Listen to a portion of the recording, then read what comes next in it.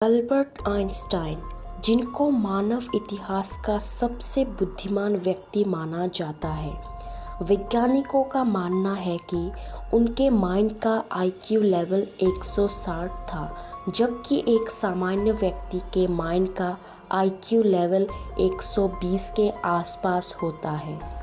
आज हम बताने वाले हैं आपको दुनिया के महान खगोल शास्त्री अल्बर्ट आइंस्टाइन के बारे में कुछ रोचक बातें जिन्हें शायद आप नहीं जानते होंगे।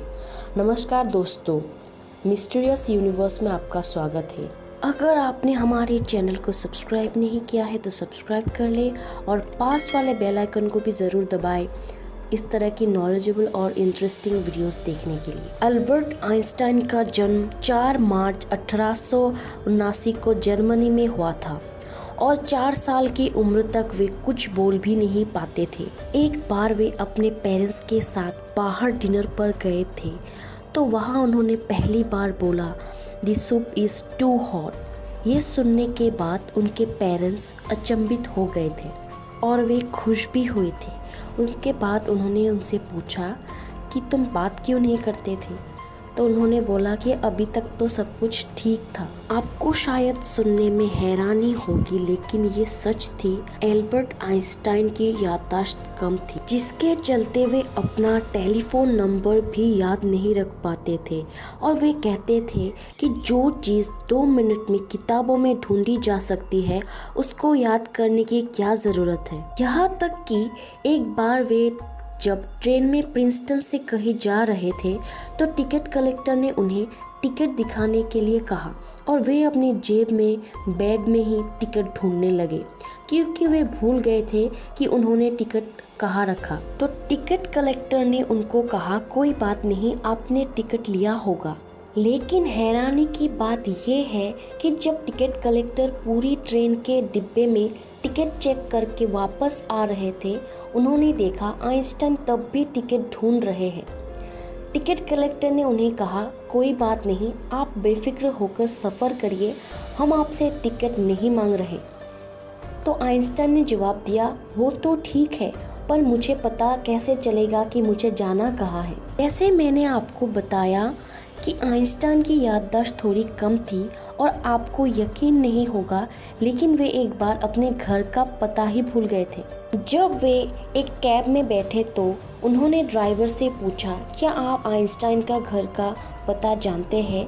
तो ड्राइवर ने बोला, हाँ, प्रिंसटन में तो सभी उनके घर को जानते हैं। ड्राइवर को घर तो पता था, लेकिन उनकी शक्ल पता नहीं थी। तब आइंस्टाइन ने खुद ड्राइवर को बताया कि मैं ही आइंस्टाइन हूँ और मैं अपने घर का पता भूल गया, मुझे मेरे घर तक छोड़ दो। तब ड्राइवर उनको घर तक छोड़ आया और टैक्सी का किराया भी नहीं लिया। कई बार लोग उनको अपनी प्रयोगशाला के बारे में पूछते थे तो वे अपने दिमाग की तरफ इशारा कर देते थे और हंस देते थे। एक साइंटिस्ट ने उनको उनके सबसे ज़रूरी उपकरण के बारे में पूछा तो उन्होंने अपना फाउंटेन पेन दिखाया। अच्छी तरह से काम करने के लिए वे अपने आराम में कोई कसर नहीं छोड़ते थे, इसलिए वे पूरे 10 घंटे की नींद लिया करते थे। आपको ये सुनकर बहुत हैरानी होगी कि एल्बर्ट आइंस्टाइन का विज्ञान की तरफ तब रुझाना हुआ जब उनके पिता ने उनको एक कंपास लाकर दिया था और वे एक अदृश्य एनर्जी को देखकर हैरान हो गए थे कि ये कैसे काम कर रहा है। बस वहीं से उनका कदम विज्ञान में पड़ा। एल्बर्ट आइंस्टाइन बाएं हाथ से लिखते थे, यानी कि वो लेफ्टी थे। इतने बड़े वैज्ञानिक होकर भी कार चलाना नहीं जानते थे और ना ही स्विमिंग करना, जबकि उनको पानी पर यात्रा करना बहुत पसंद था। आइंस्टाइन का जन्मदिन 14 मार्च को पूरे दुनिया में जीनियस डे के रूप में मनाया जाता है। कुछ लोग ये नहीं जानते कि उनको नोबेल पुरस्कार थ्योरी ऑफ रिलेटिविटी के लिए नहीं, बल्कि फोटो इलेक्ट्रिक इफेक्ट के लिए दिया गया था।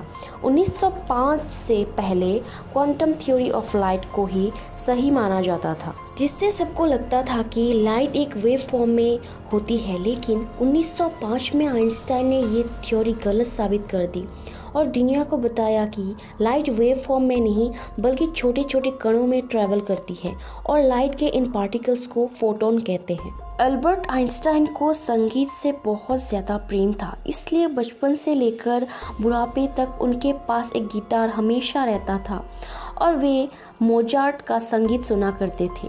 और कई बार वे अच्छे खासे संगीतज्ञों को बीच में ही अपने इंस्ट्रूमेंट्स को बेसुरा बजाते थे और फिर अपनी तारीफ की आशा से उनकी तरफ देखते थे और सब लोग हंसते थे। एक बार आइंस्टाइन के मैथ प्रोफेसर ने उनको लेज़ी डॉग कह दिया था क्योंकि वे पढ़ाई में ज़्यादा तेज़ नहीं थे। अल्बर्ट आइंस्टाइन के बारे में कई ऐसी धारणाएं भी हैं जिनसे लोग कहते हैं कि वे एलियंस से संपर्क करते थे और वहीं से उनको सब सोचने की क्षमता मिलती थी। उनके संगी साथी बताते हैं कि आइंस्टाइन कभी कभी अपनी कुर्सी पर बैठकर आंखें बंद कर लेते थे और किसी ख्यालों में खो जाते थे। वे अपने दिमाग में ही किसी भी चीज़ को विजुअलाइज कर लेते थे। अल्बर्ट आइंस्टाइन इस धरती पर जन्मे एक ऐसे अद्वितीय साइंटिस्ट थे जिनके जैसा साइंटिस्ट धरती पर सदियों में एक बार पैदा होता है। जो भी हो, लेकिन आज वे धरती को बहुत कुछ देकर गए हैं और हमारी पृथ्वी पर होने वाली बहुत ऐसी भौतिक क्रियाएं का रहस्य वो खोल कर गए हैं। विज्ञान में उनके इस अनमोल योगदान को हमेशा याद रखा जाएगा। ये वीडियो आपको कैसा लगा नीचे हमें कमेंट करके ज़रूर बताइएगा और इस तरह की वीडियोस देखने के लिए हमारे चैनल को सब्सक्राइब करें। मिलते हैं अगली वीडियो पर, तब तक के लिए धन्यवाद।